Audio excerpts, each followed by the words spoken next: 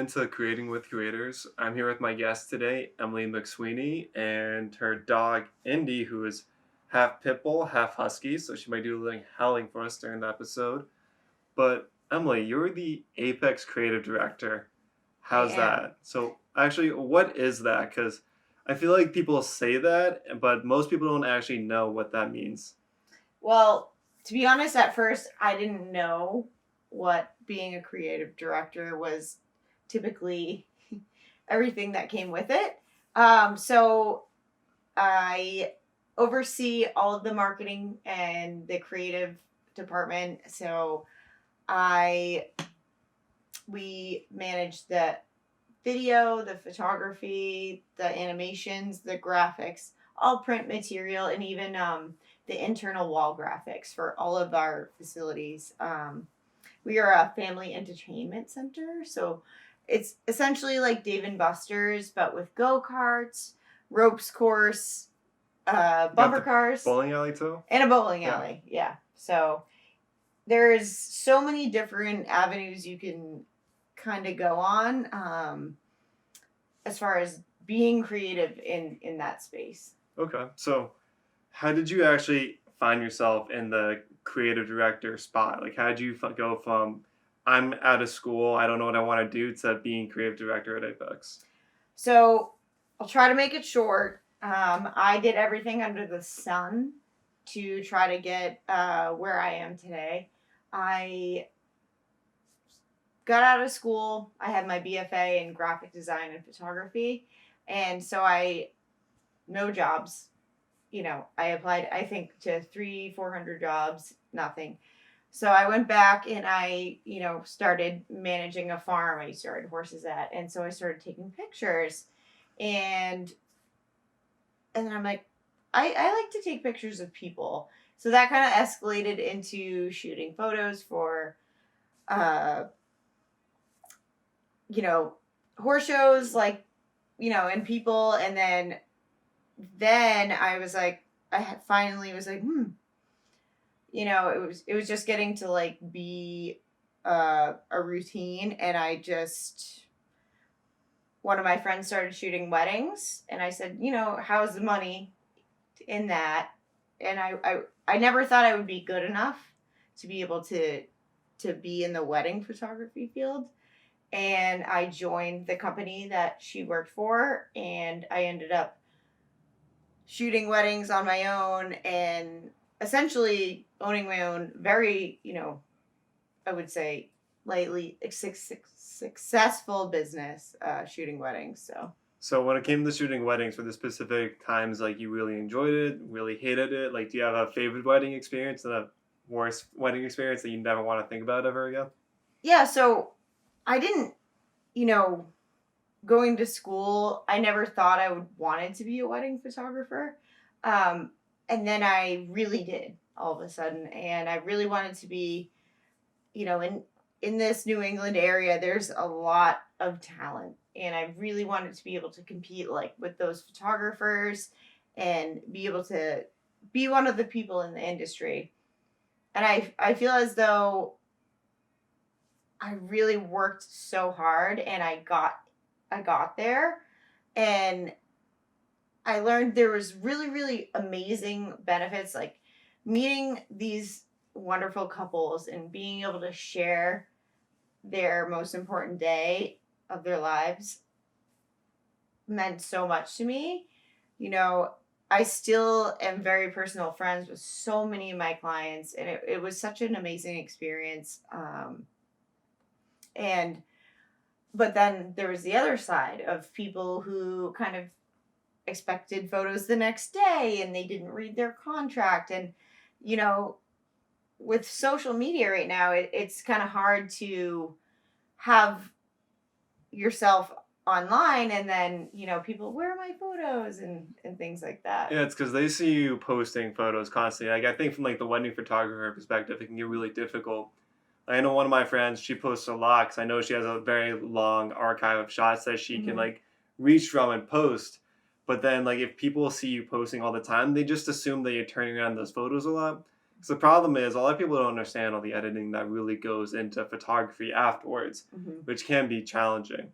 So when you were in this like wedding kind of field, what made you decide to switch from going from weddings to wanting to be a creative director? I think it was, you know, really finding the balance between space of your personal and work life. And I found that, I'm never going to stop working, if I'm going to be in the wedding industry. And I don't want to, you know, I don't want to put down anyone who's shooting weddings or anything, because it's amazing. And if you are in the industry, it's it's been a tough couple a year, Yeah. so I commend you all, but it wasn't for me. I obviously, I have my dog. I like to hike and explore and do my own thing, and I kind of like to shut off work. So I think that's kind of what transitioned me to want to have, move my experience and my talents to business. So I also really love design and marketing. I find it fascinating, like how the different trends of social works and all, partnerships and doing things with different companies. It fascinates me. So that's how I moved towards that. So what is like your daily kind of routine as a creative director? Because I know just from seeing the stuff that you've posted, like you either working on like a new menu layout, or you're taking photos for the restaurant of the new menu, or Hmm. you're taking photos and promoting like the go karts. Like, Hmm. what is Emily's typical daily routine? There's no typical daily Oh god. routine for me. Just like, last week, I so we have four locations. So two in New York, one in Massachusetts, and one in Virginia. And I was in both New York locations, and then I flew to Virginia. And then it's like, I'm still trying to catch up on my email. Yeah. So it's crazy. So what we do on a daily basis is just, it's never the same. It's always, hey, I have a great idea, you know, and we'll just be like, oh, okay, let's do it. And Nice. that's the really amazing part of my job is, since we are creatives and since we are doing, promotions and, you know, in this world, in marketing has been tough, because of everything. But, we essentially decide what we do every day, and it's really cool to be able to shoot video, shoot photos, and Just roll with it, mhm, basically. So basically, it's kind of I get the sense from what you've been saying. It's a lot of you're still being creative, but it's a lot more of a business kind of fashion to it. So this is it seems like it's kind of the job of someone who's like, I don't want my solo career to be dependent on my next client or my next kind of shot where it's like I'm working for a company and there's like a bunch of different things I can do without the stress of when's my next client gonna show mhm. up. So before we get into like some more stuff, I just like if someone like had interest in actually getting into this path, what would you recommend them starting with or starting to do to eventually build up a portfolio to then become some sort of creative director? So essentially, I would recommend, even if it was in my role, a wedding photographer role, or any kind of role, is just to talk to people, show up, make a plan. Before, when I got out of school, I went to every single Boston meetup to shoot photos. I was there. I met people, and I was shooting everything and everyone under the sun. I would reach out to, models and people who wanted to work with me, and I to create relationships. And that is what my portfolio kind of built itself to be where I am today. That's kind of like to be honest, like I'm kind of like done like the same like road. Like when I got out of school, I was like, there's like three things I wanted to do, like potentially be a travel photographer, be a photographer for the NFL, or somehow like work with Sports Illustrated in some sort of sense. Mm-hmm. And it's like while I was doing that, I was like, I need to be good at so many different kinds of photography aspects Mm-hmm. where any kind of shoot, I was like, I'll do it, I'll try it, I'll shoot with this person, I'll shoot with that person, just anything I could do as long as I had like camera related to it, I was game for. Yeah, and it's extremely important to have that mentality because you're not going to be able to, in my opinion, make it if not, and not to backtrack, the reason why I got my position where I am, which a creative director was my dream job, and I moved into that role a lot faster than I anticipated, was because there was a job opening for a graphic designer, and I was like, oh my gosh, this is so exciting! Like, and I wanted to really show everyone like what I could do, and you put in your resume, you apply for the job. I went to the facility and I did a full photo shoot of a model in the whole building. I made them and I put them into advertisements, and at the end of the application there was a video, and I ended up being on my lunch break for work and the job I had, and I couldn't speak because I was like in my cube at my old job, and I made signs being like, "Hi, I'm Emily. I'm awesome. You won't regret hiring me." And I was like a weirdo because I'm, a silly, person. And they said that was the reason why. That's awesome. It reminds me of like one of the creative things I heard when I was working at Johnny Cupcakes and they sold their London store. Mm-hmm. Their first manager that they hired, they chose her because they asked everyone to send a photo of them for every application. Mm-hmm. And they chose her because she was the only person in their photo that did something different, and she blew a bubble so you actually couldn't see most of her face in her photo because of the bubbles in the way. Yeah, and the thing is like I said earlier, it's so, everyone is so corporate and so different, but I'm not. I'm a person, this is me, and I will be fun, I'll be silly, but I'm not going to do the normal thing. Right. And so that's kind of how I like to, when I train and hire people, I explain, be your authentic self and like do what you need to do because like this is how I got here. And it's so crazy, you kind of have a similar story because they said they would have never brought me into the interview if it wasn't for the video. Right.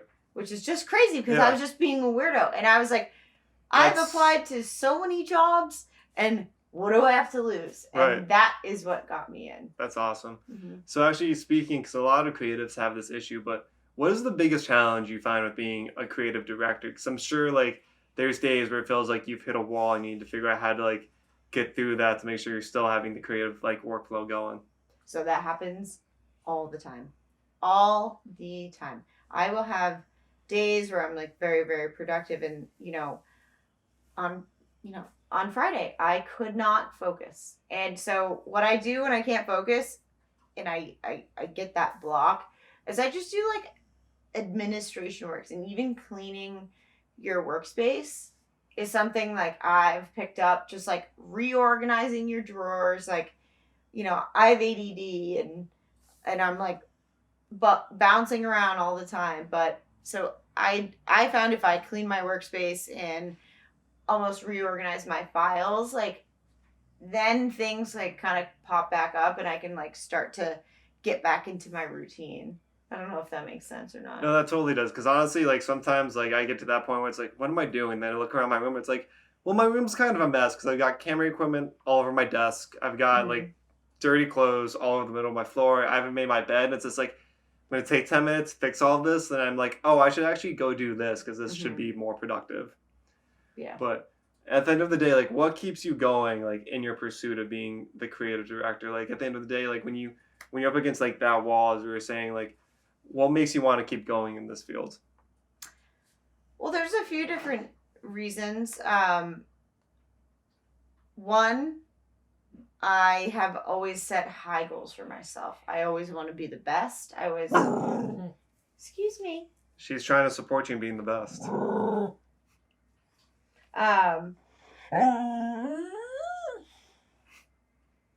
So I always want to be the best. I'm very competitive. I like to challenge myself um, in every aspect of my life.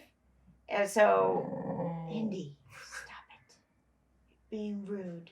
What was the question again? You might Just have to basically, add what this. kind of keeps you going at the end of the day? Like, why do you like want to keep pursuing this field? Yeah. I love this field. I love my job because, first of all, I get to bring people on and show them how to do it and how to move forward. And my number one thing with my career is if I can teach and show everyone who started where I came from and they can make a career for themselves, or I can get them into a certain spot and they can learn everything. So when I hire someone, my goal is to train them and to make them so they're better than me. Okay. And that, I mean, that's the goal of every teacher at the end of the day. yeah. But for real, I when I can train someone and I can see them grow and move on and expand their career, there's nothing that makes me happier. There's nothing that makes me more proud, because I feel like that's something I always wish someone did for me. And I take that very seriously. And, I always want to make sure that, I care about my team. I care about my people. And I want them to be the most successful, whether it's with me or they move on and go somewhere else. And I think that's really important. And also making money. Yeah, I mean, you Making need it to money get through is the also day, really yeah. nice. And I'm not sure. I always challenge myself to move forward, and I like to absorb new roles, or new things, and just even learning different sides of the business is really cool. I've never known much about IT and technology, but now that's a new fascination for me. So I work with the IT director a lot because I'm just fascinated. I like to know about programming, and that has to do with design, because it's like the UI UX, it works together, and that's a new thing for me. So That's cool. So let me ask you this. At the end of the day, what is like the top, like what is your peak? What is the thing you're striving for the most to get to with your career goal or path you're on? Like what does Emily McSweeney want to be when she's done? I'm not really sure. And that's totally okay. I mean, a lot of us aren't really sure. It's just kind of like I kind of like to see like where people really want to go at the end of the day if they have any idea. I mean, the people who, my family and my partner and everyone, though, that has influence in me. So my, goal is to have a farm, to own some land and have a farm, and, raise my family and rescue animals and things like that. And if I can get there with my career where I'm at, then that is the goal. I want to have my career be able to,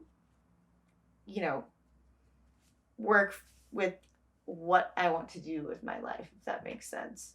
So however I get there, I don't really know. I don't really mind. Maybe I'm the CMO, so it's a chief marketing officer. You know, that could be what I want to do. I also could maybe switch gears and start and own my own business. My partner does video and I do design, so maybe we create our own business and create a marketing firm or something. The options are endless. That's cool. That'd be really fun one day. So you actually had kind of just briefly touched on it, Emily. You said owning a farm, and actually when I walked in before I set everything up, you said you were actually fostering dogs at one point. So would this farm potentially have a lot of dogs on it, or like what is this kind of situation going to be?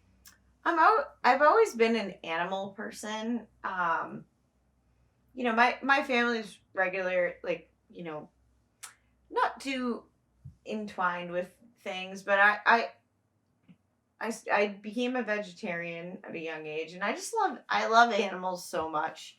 They're so important to me. I grew up uh, riding horses and working on a farm, and just because I wanted to, and it really, I didn't understand like how important it was till like I kind of moved out and you know owned my own house and things like that. So I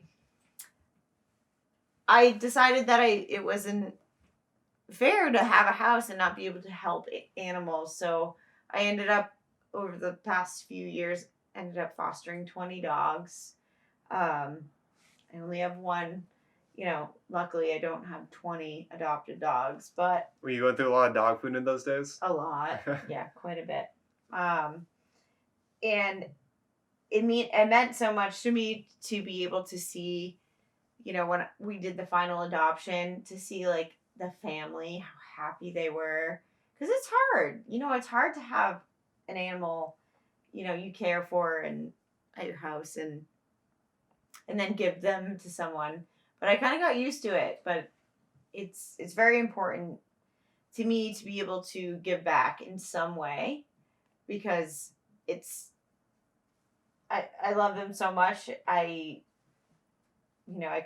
couldn't imagine doing anything else, Yeah. if that makes sense. Totally. Have you ever thought of making like a dog Instagram for it at all? Or is it just like a thing you like to throw on your main Instagram every now and then or social media? Or I mean, I'm trying to ask, like, did you ever like take a collection of photos of these dogs that you can look back on and like think about them? Oh, of course. Yeah, I have.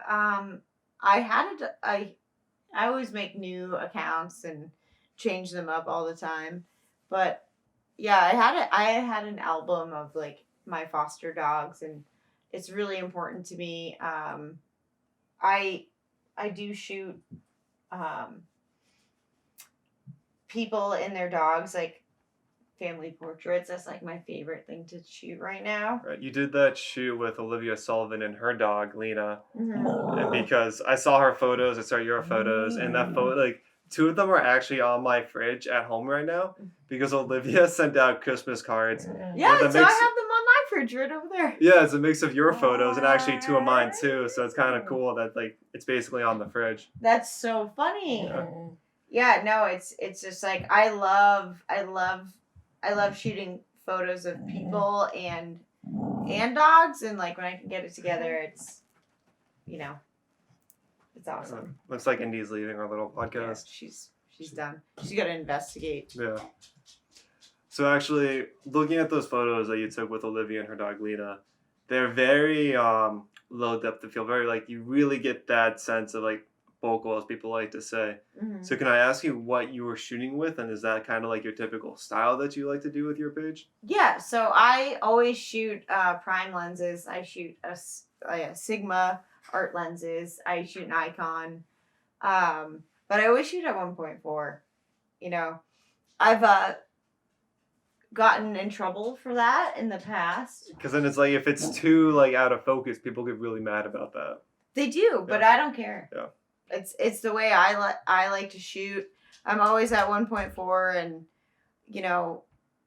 making those like melty, portraits, and like that's my style. And like, I probably should have said this earlier. So I started shooting photos very, very early. So I learned on film.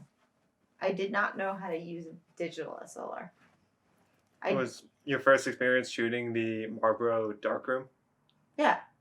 Was yours? I mean, my dad had had me take a few photos every now and then, but I never cared for it. But those were my first time, like, actually getting a hold of cameras and, like, basically, like, having to go through the whole photography process. And at the end of it, it's like, man, I really don't like the darkroom, but, like, I like photography. I feel the opposite way. So I was the only, for my senior art show, the only senior who shot medium format 4x5 films on a view camera and printed them in the studio. That was my shit, and it was amazing because I'm just a film photographer, and I really learned how to shoot digitally after, because I didn't even understand, because I shooting film is so slow, Yeah. and digital is so fast. So I don't know if that has anything to do with it. For me, like, what really destroyed my enjoyment of the darkroom and film was actually a course I took in college, because the second level course for photography was using film cameras the entire time. Mm-hmm. So it's basically you spent half the semester with one camera, then you traded off for another, and there's like a bunch of different types of cameras you could use. So the one I got stuck with my first semester is literally like a giant like block. Like, Mm-hmm. it felt like this giant like brick I'd have to carry around. And whenever I would take a photo, always came out blurry. So I get like really frustrated with it. It's like, Mhm. what's going on? Everything's right. Mm-hmm. And then because of that, I would spend countless hours like in the dark room, because I'd be like, why is this keeping me out of focus? Is it the like the what's it called? The when it shines through, you can control the lens on that. The aperture. That Or not the aperture, but like, when you're developing, you're actually printing the film with. So you're not printing. The process of putting your image Mhm. onto the piece of paper with film, like that light box, I guess. Yeah. I literally don't even remember. Right. So it's like, I thought like I kept messing that up, like it kept doing it over and over again. Like, why isn't this coming in focus? Spending like 10-hour days in the darkroom trying to get an in focus photo. And it wasn't until like halfway through the semester when we had to switch cameras, and then the next kid kept having the same issue that I did. Mm-hmm. And it was because the camera shutter was so heavy, it would shake the camera when it fired. So Wow. so like every single shot would come out slightly blurry because of that. And then I got points back on all my assignments because the teacher was like, "Oh, that makes sense." That's crazy. And because of that, I was like, I never wanted, like, I can just take a photo on a digital camera and be like, "Oh, I messed it up. Let me take that again in 2 seconds," kind of thing. Well, I feel like your experience got robbed Yeah. because your professor or teacher didn't know as much as they should have. I don't know if that's not what you want to hear. It's almost, I mean, like, I think it was one of those things where the teacher knew what they were doing, but that's just like, if you don't know every single camera you're in and out of, because like if you're a teacher at a college and it's just like, here are the cameras you have to give the students, and you don't have time to like use each one individually before you actually start the course, okay, then maybe it's not completely their fault, but it's just like one of those things, like at the end of the day, it is what it is. It's what the camera gives you. Yeah, I was lucky enough to like essentially have a master class. Yeah. Because our head of photography, his name is Gary Sampson. He's my homie. I could text him right now and be like, "What's up, man?" And he is so accomplished with his work, and taking us under his wing, because I went to a private art school, which is really cool. And the experience was so different, because we would have personal time with our leaders, our teachers, and it was awesome. He spent a lot of time in different countries like Ghana, shooting portraits of these beautiful, women, and he had a award-winning, portrait session of these beautiful women in Ghana, and they moved me, and it was amazing to be able to have that FaceTime and work directly with him. So I always think, like, when you are able to like have like one-on-one with an instructor, or like, from my experience, a lot of my knowledge of the photography field has come from just like having one-on-one moments with other photographers, or just like, for example, one photographer that helped me like really learn how to like edit portraits was my dad's friend Glenn, because he did a lot of flash photography like on the side like of his main job, and it's just like he showed me like all these different tools to like edit skin, like really make eyes pop, fix hair, just like fix things I never knew before. And it's just like, because of that one-on-one time, I got to improve my own work. Yeah, no, and I completely agree with you on that. So when I started shooting in general, I had these friends who were a little bit older than me, who were in the photography and art program in high school, and I worked with Gabby Ruggieri. Everyone should follow her. She's amazing. She's excellent.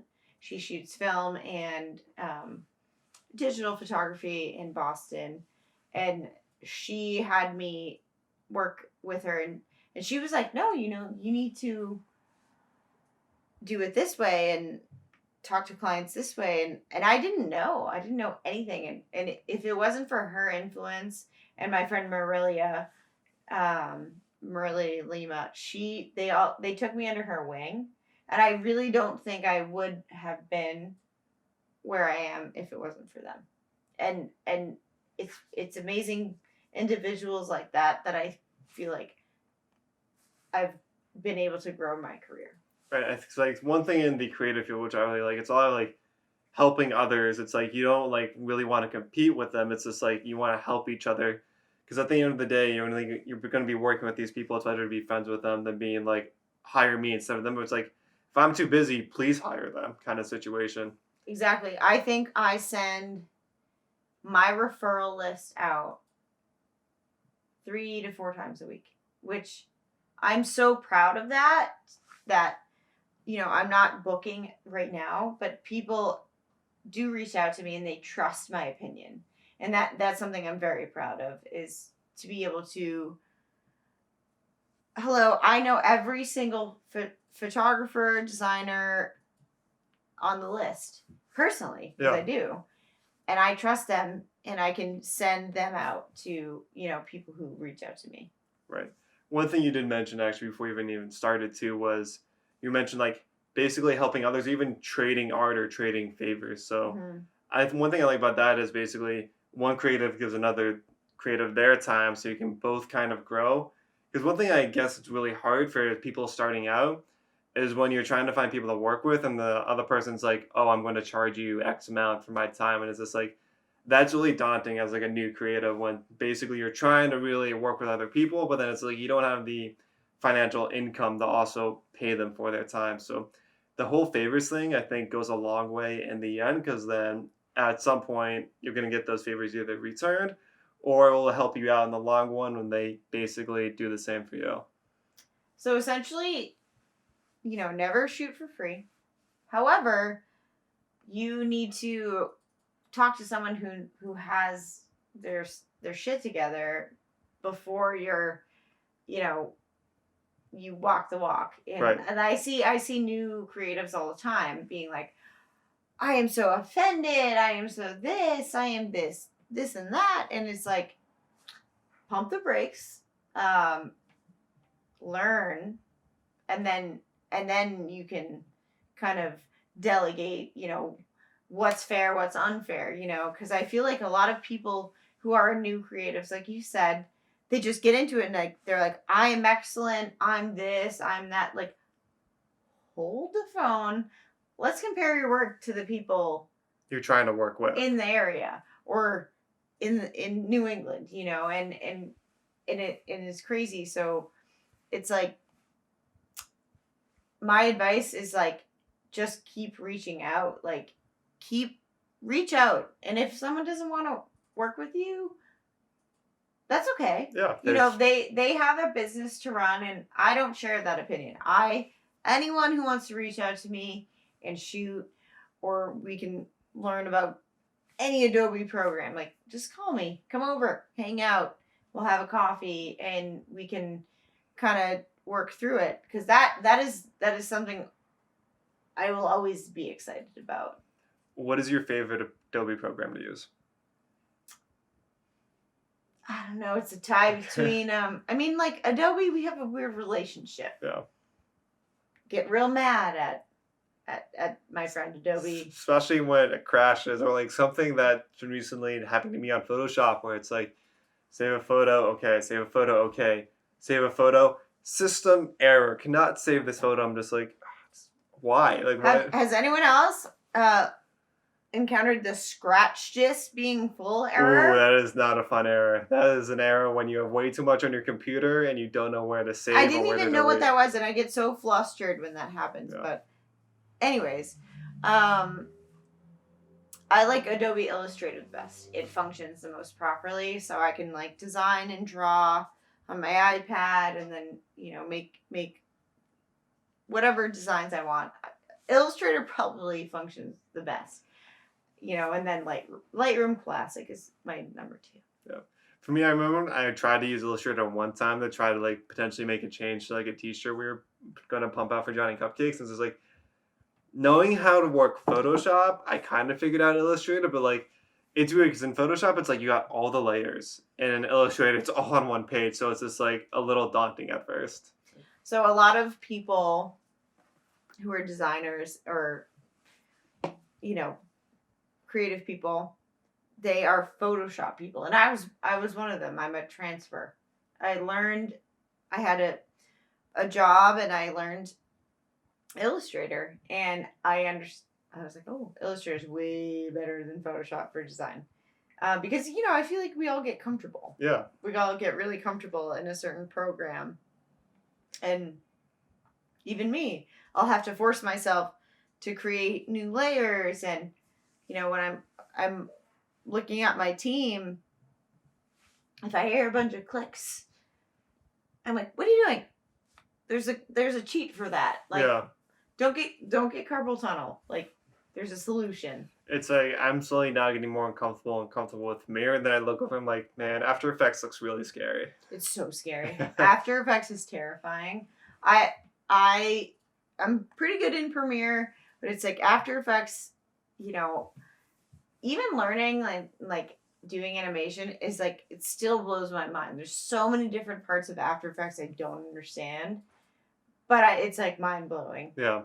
It's almost like the ultimate sandbox. It's just like you would have to like dedicate time just on learning the basics. Like I remember one time I tried to make a video with my friends when we were traveling around, and I just wanted like the titles to like be either like in place in the land or like be moving with something else, and it's just like so time consuming trying to learn how to like what is a null object, how do you track it, how do you make sure that the text also appears, and then that's when I figured like when you literally have to do frame by frame by frame edits, and you're just like, this is so much editing and it takes so long just for 5 seconds. Yeah. And I've worked with like different animation programs like Blender and things like that. And it's like, I just don't even know. Like, I wash the dishes and I put Adobe After Effects tutorials on. And I'm just like, really? That's crazy. Yeah. Like, one of my friends, John Burke, shares the same name with me. We did an episode on his animation, and he basically wakes up and does an hour of Blender every morning just to like get practicing with it. Yeah, well, it's a crazy program. Like, I didn't even know things like that existed before like I dove into this career. So almost to just kind of wrap this up, to thank you for your time, Emily. The last thing I want to end on is, what's your favorite beer? Because you mentioned before that you were getting excited to start the brewery season. So what is your go-to beer of choice? So I'm going to give my friends Wormtown in Worcester, Mass. A shout out. They have like done such a good job about like the taste and like different styles of their beer. And I love the Wormtown Bee Hoppy. It's like delicious if you like IPAs. Don't mean to be a snob, but it's an awesome brewery and everyone should go to it. I've done some work shooting for them, and they're so great to work with, and they're local, and I can't say more about them. That's awesome. I think a lot of times I see people drinking Bee Hoppy all the time, or you see Wormtown Brewery, the IPA cans. I know at my mom's venue, they have a lot of Wormtown like stocked. But for me, my favorite kind of beer, I really like a Belgian white or like a golden ale. So I really like the Kona Golden Ale or your typical Blue Moon. I love a Shock Top every now and then because I feel like it's like a Blue Moon light. But also my favorite beer ultimate of all time is Einstock, and it's a beer in Iceland. Very similar to a Blue Moon. It's just a little bit more alcoholic, so it gives you a little bit more of a kick. We'll have to try that. Yeah, definitely. I know I've seen it in Disney World because it's in the Epcot Center, because it's like you go to like the Norway section and then they have it as a beer you can get. I think I've heard that you can find it in New York occasionally, but it literally kind of looks like the Minnesota Vikings logo. It's just blue and white instead of purple. Well, let me know, because I got some connects who sell a lot of beer. Okay. So I could potentially special order it for you. I'd appreciate that. Yeah. But thank you as always. If you guys want to find more of Emily's work, what is your Instagram handle and website they could find? So I'm Sween. And my website is emilymcsweeney.com, and it's Sween with 4 N's at the end. I'm posting constantly about things I'm doing and updates, but if you guys ever need you know, any guidance on like any kind of area in New England, just send me a DM or email me and text me, and I can help you out. Awesome. Well, as always, keep on creating. Awesome. Nice. Thank you so much.